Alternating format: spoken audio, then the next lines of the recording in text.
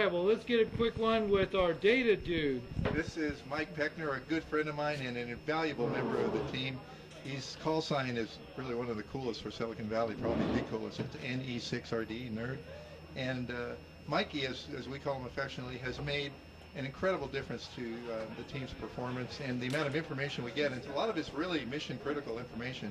He has just today set up a wireless weather station that gives us second by second wind direction and speed on the ground and temperature and humidity and a bunch of other things. Yeah, let me zoom over there as you describe what that wire station is. And that's in addition to many other things he did. He's perfected our APRS gear. He figured out how to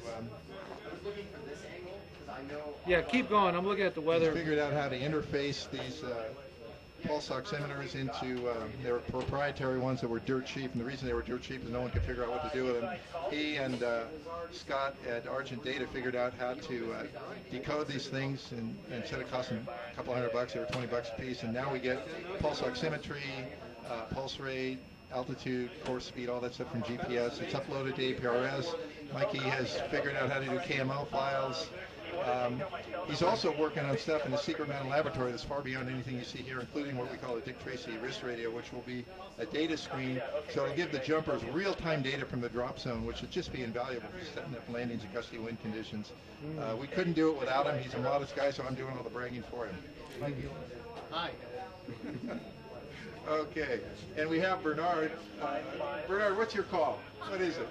AE6YN. AE6YN, who's licensed both, I think, in Germany and the United States. He's an amateur extra class, invaluable member of the team, a software engineer by profession, and always comes out, always helps out. He's out there on the drop zone getting information, and a really valuable member of the drop zone team. So we've got other people who are part of the group. I don't know where they are right now, but this will give you a basic rundown. You know, I did learn her name. And that's her Bonnie.